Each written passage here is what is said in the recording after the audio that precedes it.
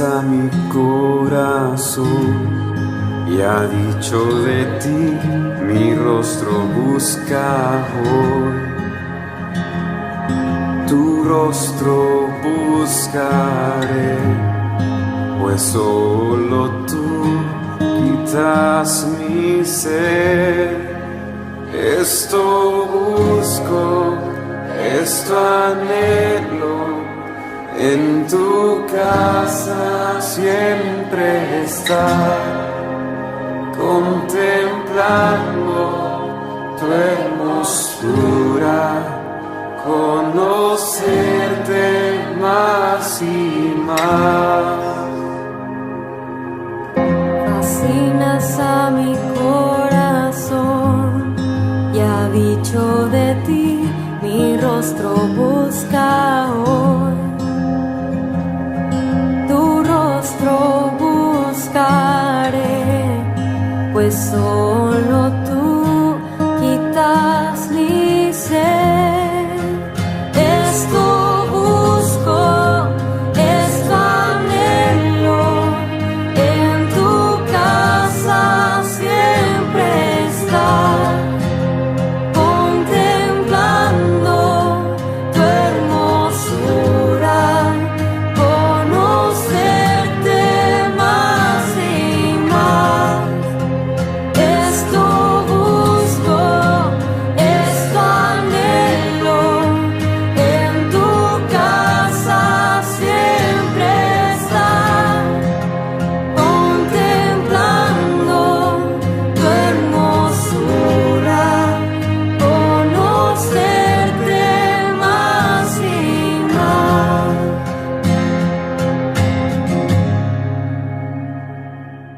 Dios te bendiga, mis amados hermanos. Es un placer estar contigo en esta oportunidad a mitad de semana.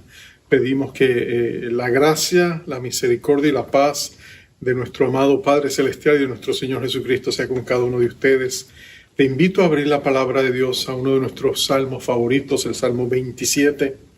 Es bien conocido ese salmo porque comienza diciendo: Jehová es mi luz y mi salvación, Jehová es la fortaleza de mi vida. ¿De quién he de atemorizarme? Pero en esta ocasión no vamos a centrarnos en ese verso. Yo quisiera invitarte a leer en el Salmo 27 del 4 al 6. Está hablando del concepto de habitar en la presencia de Dios, lo que es hacer una morada, encontrar un lugar donde encontrarnos con Dios y cómo podemos hacerlo y la bendición de hacerlo. Así que yo te invito a leer ese verso. El verso 4, el verso 6 dice así la palabra de nuestro Dios: una cosa he demandado a Jehová, y esta buscaré, que esté yo en la casa de Jehová todos los días de mi vida, para contemplar la hermosura de Jehová y para inquirir en su templo, porque él me esconderá en su tabernáculo en el día del mal. Me ocultará en lo reservado de su morada. Sobre una roca me pondrá en alto. Luego levantará mi cabeza sobre mis enemigos que me rodean. Y yo sacrificaré en su tabernáculo sacrificios de júbilo. Cantaré y entonaré alabanzas a Jehová. Dios bendiga su palabra. Padre, yo te pido en el nombre poderoso de nuestro Rey Jesucristo, que tú bendigas la vida de mi hermano, de mi hermana, de mis amigos que están escuchando este mensaje en esta ocasión. Tú conoces las luchas que ellos tienen, tú conoces las adversidades que ellos enfrentan en estos días difíciles. Oh Padre eterno, yo te pido que tú derrames sobre ellos tu abundante favor y gracia, tus tiernas misericordias para que les animen, les fortalezcas, tus bondades que son nuevas cada mañana en las vidas de tus hijos. Y Señor, que a través de este mensaje ellos puedan recibir nuevos bríos, nuevas fuerzas para seguir adelante en esta preciosa batalla de la fe en la cual nosotros nos encontramos y de la cual anhelamos, deseamos y esperamos salir airosos, porque tú batallas con nosotros y a nuestro favor. En el nombre poderoso de nuestro Rey Jesucristo te lo pedimos y te damos gracias. Amén, Señor. Amén. Hombres y mujeres de una sola cosa. Es interesante que cuando nosotros miramos las vidas grandes de los hombres y de las mujeres en la historia, y tú de alguna manera enfocas sus vidas, te das cuenta que la mayoría de ellos eran personas de una sola cosa. Podía variar, pero eran una sola cosa. Recuerdo pensando en uno de los grandes hombres de la historia, Martin Luther King. Recuerdo el agosto 28 de 1963, aquel famoso discurso, mensaje que él dio allá en la capital, en Estados Unidos, en Washington, D.C., allí con más de 250,000 personas escuchando ese mensaje frente al monumento a Abraham Lincoln, conocido como el famoso discurso de Yo tengo un sueño, y cómo ese mensaje impactó y continúa impactando la vida de Estados Unidos. Recuerdo unas frases claves que él dijo en ese mensaje. Él dijo, todavía tengo un sueño profundamente enraizado en el sueño americano, que un día esta nación se levante y viva su credo. Mantenemos que estas verdades son evidentes, que todos los hombres son creados iguales. Yo tengo un sueño. Cuando tú miras a la vida de Martin Luther King, él era un hombre de una sola cosa: la lucha por los derechos civiles de las minorías. Es interesante que cuando tú miras otras grandes vidas, también te das cuenta que ellas eran personas de una sola cosa. Piensa en la Madre Teresa, su compasión por los menesterosos. Eso la definió a ella. Y podríamos hablar de otros grandes hombres y mujeres, William Wilberforce, Abraham Lincoln mismo, la emancipación de los esclavos en Estados Unidos y en Inglaterra. Eran hombres y mujeres de una sola cosa. Por eso Federico Myers, el famoso pastor inglés, solía decir: la gente de una sola cosa son irresistibles. Son irresistibles porque sus vidas nos inspiran, porque sus vidas nos permiten ver a través de la ventana de su actividad lo que puede llegar a suceder cuando una persona persiste, batalla y lucha por hacer esa sola cosa algo impactante para el resto de nosotros. Bueno, el rey David en este salmo nos recuerda que él también era un hombre de una sola cosa. Él dice: una cosa he demandado a Jehová, una sola cosa le ha pedido a Dios. David era un hombre de una sola cosa. Reconocemos que David era un hombre multifacético. Él era rey, era músico, era poeta, él era guerrero, era líder militar. Él tenía muchos sombreros, por decirlo así, que ocupaban su cabeza. Pero el eje de su vida, el eje de la rueda, donde todas esas otras actividades giraban, todo giraba alrededor de una sola cosa. Y de eso es lo que él nos está hablando en este Salmo 27. Él nos está diciendo que la clave de su vida era sencilla. De hecho, el mismo Dios reconoció que David era un hombre de una sola cosa. Él dijo: este es un hombre conforme a mi corazón. En otras palabras, literalmente en el hebreo dice: él era un hombre que iba tras mi corazón. David no tenía muchas distracciones. Él era el hombre de una sola cosa, y su deseo que va a cambiar todo lo que él hace y lo va a llevar del redil de las ovejas al trono de la nación de Dios, a la teocracia del Dios viviente en la tierra. Lo que lo va a hacer es que David es precisamente un hombre de una sola cosa. Una cosa he demandado. La palabra demandado suena fuerte en nuestras versiones. En el hebreo significa intensamente deseado, algo que se anhela con gran vehemencia. Es algo que obsesiona, que consume. Es algo que es tan profundo en el corazón de uno que uno lo desea con todas sus fuerzas. Y por eso él se lo pide a Dios. Él le dice: oh Señor, necesito esto, lo necesito con desesperación. Más que una demanda, es una súplica profunda, un ruego profundo de David al corazón de Dios. Y lo que David pide es precisamente que esté él en la casa de Jehová. Él lo que está diciéndole a Dios es: Señor, yo quiero vivir donde tú estás. Yo quiero que hagamos una morada. Yo quiero que me invites a estar contigo. Y de ahí no quiero salir. De tu presencia no quiero apartarme. Yo quiero que mi vida entera esté constituida por un constante devenir de una relación profunda e íntima contigo, de tal manera que todo lo que yo haga tenga el destello del cielo en ello. Lo que yo más anhelo, Dios mío, es que todo lo que yo haga en esta vida, de alguna u otra manera, esté conectado a ti. Yo anhelo tu presencia, necesito habitar contigo. Nota que David usa la palabra habitar. Él dice que esté yo en la casa de Jehová todos los días de mi vida. Pero más tarde él va a hablar de habitar con Dios. Él quiere estar con Dios, él quiere morar con Dios. Él quiere estar en lo reservado de su morada. Y ese concepto de la habitación, de habitar con Dios, es significativo. David no está diciendo, Señor, me gustaría visitarte de vez en cuando. David no está diciendo, me gustaría visitarte, a menudo frecuentar tu casa. David no está diciendo, quisiera hospedarme por largos tiempos en tu casa. Él está diciendo, no, Señor, yo quiero habitar donde tú estás. Yo quiero habitar contigo. Yo quiero vivir contigo. Quizás las palabras de Moisés en el Salmo 91, y que David sin duda conocía muy bien, resuenan en su mente y en su corazón cuando él escribe estas palabras. El Salmo 91:1 dice, el que habita al abrigo del Altísimo morará bajo la sombra del Omnipotente. Diré yo a Jehová, castillo mío y esperanza mía, mi Dios en quien confiaré.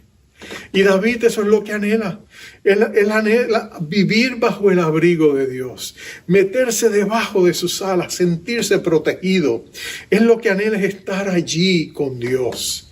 Él desea vivir con desesperación en la presencia de Dios. Y eso es lo que David está expresándole a Dios. Quiero habitar contigo. David lo anhela. David lo desea. Si tú conoces la historia de David, vas a conocer algo bien interesante. David quería hacerle un templo a Dios. ¿Tú te acuerdas? El arca del pacto había estado en el arca que Moisés había edificado y sin duda que había sido renovado a través de los años, de las décadas. Finalmente, cuando estaba el rey Saúl y llevan el arca del pacto a una batalla, y en esa misma batalla perece Saúl, perecen sus hijos y la batalla es tomada cautiva. Después, cuando es regresada, porque el arca del pacto de Dios crea problemas para los filisteos, donde quiera que la ponen, todos se enferman. Entonces deciden, devolvámosela a los judíos porque no queremos que nos siga acabando. Estaban sufriendo de cáncer, todo tipo de tumores y enfermedades. Entonces cuando vienen se queda ocupado en un lado. Pero David quería edificarle un templo. Pero cuando David le pide a Dios que le permita edificar un templo, Dios le dice, no, David, no puedes ser tú el que haga un templo permanente. Tú has sido un hombre de guerra, tú has sido un hombre de batalla, tú has derramado sangre. Entonces no eres la persona, un hijo tuyo, un hombre de paz la va a edificar. Y David, por supuesto, sintió un poco quizás la tristeza, pero entendió a Dios. Pero nota que David, él anhelaba tanto estar y morar con Dios, que aunque no pudo hacerle el templo, le hizo un tabernáculo, sabiendo que sería temporal. El conocido tabernáculo de David lo montó en una pequeña colina, una colina llamada Sión, y allí él estableció no solamente el tabernáculo, transfirió el arca a ese tabernáculo, estableció un orden de adoración donde había alabanza 24/7 y allí él iba en la presencia de Dios para hacer varias cosas cuando él se encontraba allí. Y aquí David va a describir lo que él está haciendo. Lo primero que David hacía, dice, una cosa he demandado a Jehová, esta buscaré, que esté yo en la casa de Jehová todos los días de mi vida para contemplar la hermosura de Jehová. Lo primero que él hacía era contemplar. Cuando David estaba a solas con Dios, él quería contemplar la hermosura de Jehová. En otras palabras, él quería estar en su presencia. Tú sabes que la presencia de Dios está en todas partes, le llamamos omnipresencia. Pero una cosa es la omnipresencia de Dios y otra cosa es la presencia manifiesta de Dios, cuando de pronto la omnipresencia de Dios se hace particularmente real y de pronto tú sientes que Dios está en un lugar. Usualmente reaccionamos con temor pero también con deleite cuando hay una buena relación con Dios, ¿no es cierto? David quería contemplar la hermosura de Jehová. Él quería gozarse en la presencia de Dios. La palabra contemplar significa observar con atención, significa observar con interés, detenimiento. Es una reflexión serena, detenida, profunda sobre Dios, sus atributos. David lo que quería era estar allí, contemplar a Dios, estar en la presencia de Dios y de esa manera adorarle a Dios. Es interesante que nosotros vivimos en un tiempo donde la psicosis de la prisa usualmente nos roba del tiempo que nosotros daríamos a Dios. Cuando no estamos corriendo, estamos entretenidos, ¿no es cierto? Vivimos en un mundo que constantemente acapara nuestra atención. Si no estamos en nuestra ciudad ocupados haciendo muchas cosas y estamos en nuestras casas, gracias a la tecnología, nos envolvemos en tantas cosas. La gente o ve televisión o participa en juegos computarizados.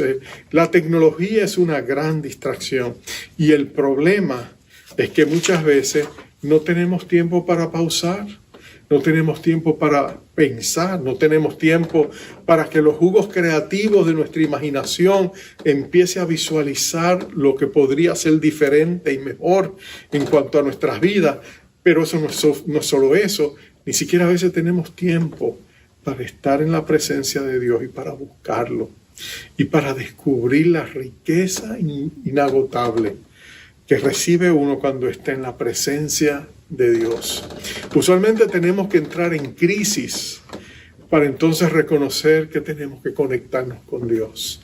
Nos pasa como Ezequías, de pronto Dios nos da la noticia, pon tu casa en orden, te vas a morir, y de pronto ahí él se conecta con Dios y llora y le pide misericordia, se da cuenta de que él necesitaba la presencia de Dios. O estamos en otra crisis o en una situación y de pronto nuestra atención se levanta, quitamos nuestros ojos de lo que nos rodea y buscamos a un Dios porque estamos desesperados. Cuando nuestro amado Señor Jesucristo caminaba por toda Palestina, llevando el mensaje de las buenas nuevas, constantemente la gente venía a Él porque tenían necesidades, estaban en crisis. Querían escuchar de Él consuelo, fortaleza, sabiduría, pero también querían claridad para sus vidas o necesitaban un toque sanador de parte del Señor. Y cuando ellos estaban en la presencia de Jesús, sus vidas eran transformadas, sus vidas eran diferentes. ¿Recuerdas de María, la hermana de Marta, sentada a los pies de Jesús, contemplando y recibiendo el alimento espiritual que el Señor estaba dando a través de su enseñanza y de sus palabras? ¿Te acuerdas lo que ella lo disfrutaba? Ella era una mujer que, como David, había aprendido la importancia de contemplar a Dios, de buscar a Dios, de estar en una habitación con Dios, de buscar su rostro. Jesús nos dijo que era importante que cada creyente tuviera en algún momento del día un tiempo para entrar al lugar secreto de la oración y hablar con Dios y acercarse a las puertas de Dios y tocarle a la puerta. Jesús prometió, Él dice, si yo estoy a la puerta, llama, si alguno abre la puerta, yo entraré y cenaré con Él y Él conmigo. Era una metáfora que denotaba el interés de Dios de estar con nosotros. Cuando tú estás en la presencia de Dios hay paz, hay bendición. Ahí tú descubres que Dios es glorioso, maravilloso, poderoso. Nosotros anhelamos una revelación más profunda de Dios. Por eso David iba para contemplar a Dios, para buscarlo. Pero no solamente él iba para contemplar a Dios. Nota que él dice, y para inquirir en su templo. Él no solamente contemplaba a Dios, David quería inquirir.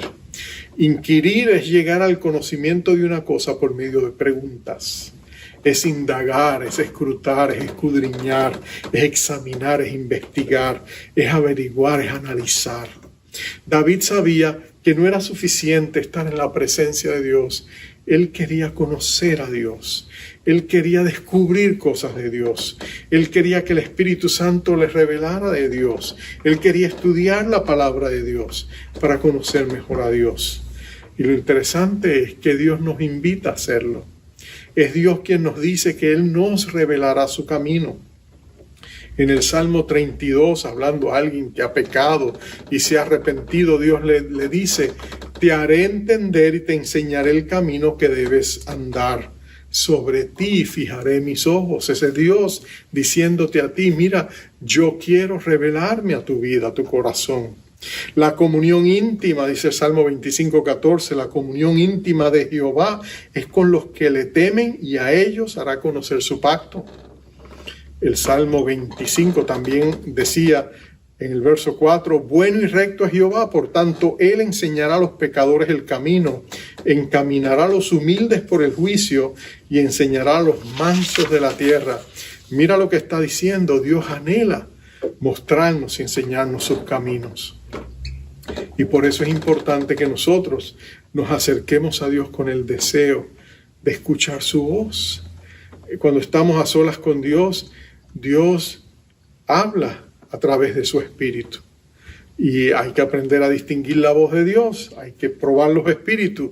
Pero cuando tú llegas a descubrir y escuchar la voz de Dios, tú empiezas a distinguirla. Y Dios siempre manifiesta su poder y su gracia cuando nosotros lo buscamos. Nosotros somos transformados en su presencia. Pablo lo entendía. Por eso en 2 Corintios 3:18 él dice: mirando a cara descubierto, como en un espejo la gloria del Señor, somos transformados de gloria en gloria por el Espíritu del Señor.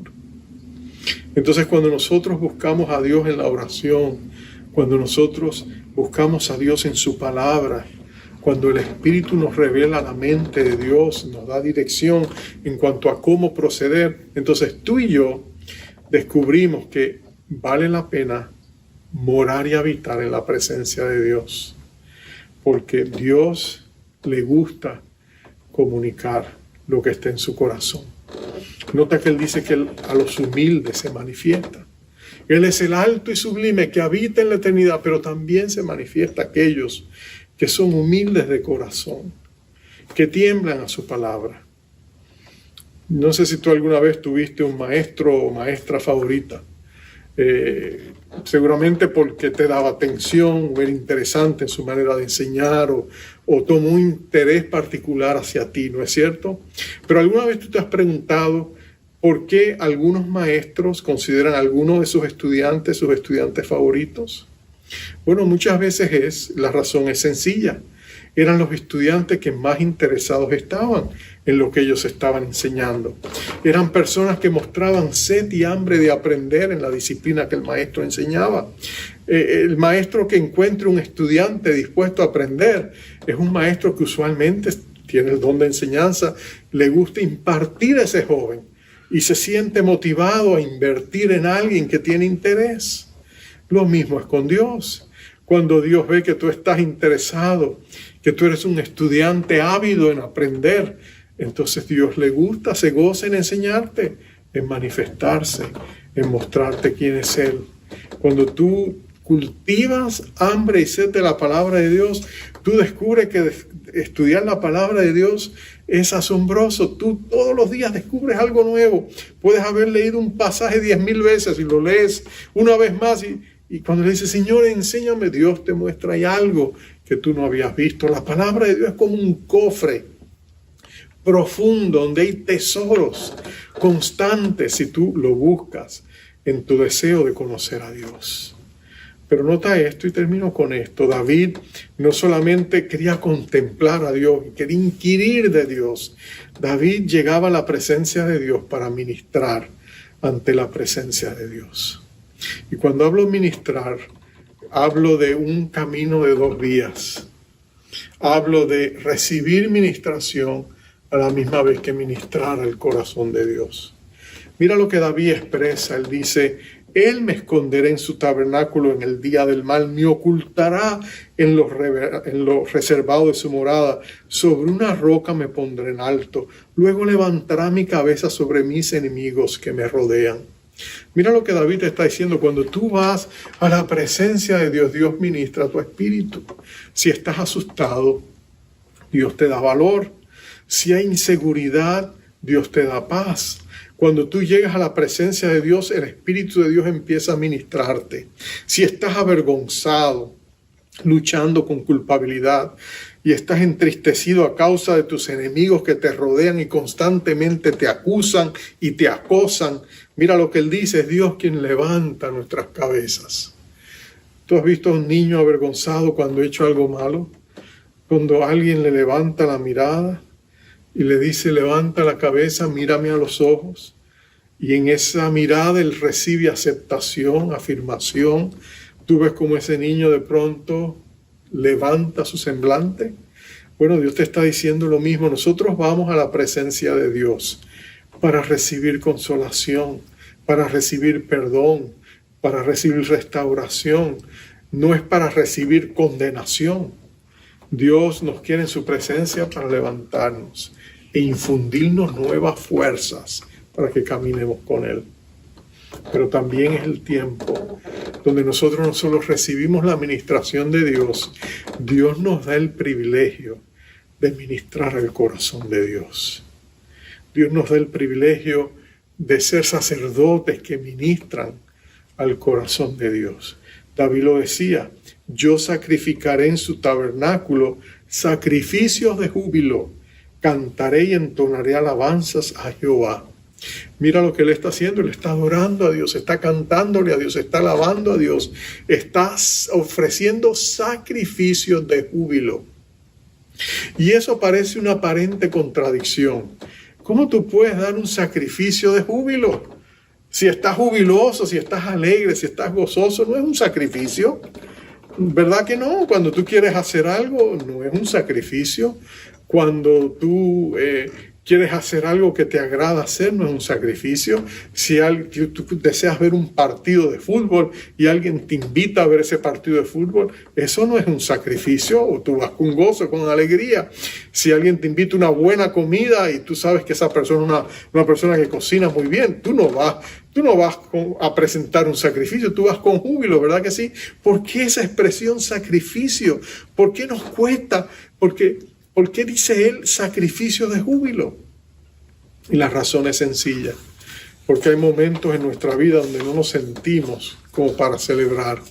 Hay momentos donde nosotros estamos arropados de tristeza. Hay momentos donde nosotros sentimos que no tenemos el gozo en nuestros corazones. Hay momentos donde nosotros vamos donde Dios y estamos cabizbajos, entristecidos. Pero si en ese momento tú le dices: ¿sabes qué, Señor? No estaré triste en tu presencia. No, Señor, no quiero que me veas triste, voy a alegrarme delante de ti. Y empiezas a darle gracias a Dios por sus bendiciones. Bueno, Señor, he perdido esto, pero tengo esto, Señor, gracias. Y tú empiezas a gozarte en las cosas, en los beneficios, en las bendiciones que Dios te ha dado. Cuando tú empiezas a levantar tu espíritu, cuando tú haces como David y se habla a sí mismo y dice: bendice alma mía Jehová, bendiga todo mi ser su santo nombre. Bendice alma mía Jehová y no te olvides de ninguno de sus beneficios. Eres tú quien perdonas todas mis iniquidades. Eres tú el que sana todas mis dolencias. Eres tú el que libra mi vida del hoyo. El que me rejuvenece eres tú, Señor. Cuando tú empiezas, aunque no te sientes gozoso y estás triste, tú empiezas a ofrecer a Dios sacrificios de júbilo. Algo dentro de ti empieza a cambiar. Porque en su presencia hay plenitud de gozo. Porque en su presencia hay plenitud de gracia, ¿no es cierto? Y entonces Dios empieza tú empiezas a darte cuenta de que el gozo del Señor llega a ser tu fortaleza. Tú lees todos los salmos de David, tú te dices: Señor, los salmos de David, siempre David está en problemas. Si no está en una, está en otra. Si no sale de una, está por salir de otra. David parece que siempre está en problemas. Pero en todos sus salmos, tú ves una nota donde David recuerda la misericordia de Dios. donde David se goza en Dios a pesar de lo que está pasando. Él siempre termina con una nota positiva de confianza, de alabanza en Dios. Eso es ofrecer sacrificios de alabanza. Es decir, como Job, en medio de su gran pérdida, de su gran dolor, es decir, yo sé que mi Redentor vive. Es decir, Señor, Dios da, Dios quita, pero sea su nombre alabado. Ese es el corazón de un adorador, que ofrece sacrificios de alabanza y sacrificios de júbilo, que aunque pareciera que no lo siente, pero él reconoce que Dios es más grande que su corazón y merece y es digno de ser alabado. Por eso, cuando David escribe este salmo, él anhela estar en la presencia de Dios, para contemplar la hermosura de Jehová, para inquirir en su templo y para ministrar y ser ministrado. Y eso es lo que David hace. Él ministra en la presencia de Dios. Bueno, días están llegando, dijo el profeta Amós, donde Dios iba a volver a levantar ese tabernáculo de David. El tabernáculo de David era un símbolo de la verdadera adoración, de la adoración espiritual. Y Jesús dijo, el día viene y ahora es cuando todos los adoradores adorarán a Dios en espíritu y en verdad. Tú y yo tenemos el privilegio de adorar a nuestro Dios en los buenos tiempos y en los malos tiempos. Porque ¿sabes qué? Los malos tiempos siempre son temporales, pero los buenos tiempos van a ser eternos. Y tú sabes que nos espera una gloriosa herencia y un cielo de esplendor, aquellos que han puesto su fe en Jesucristo.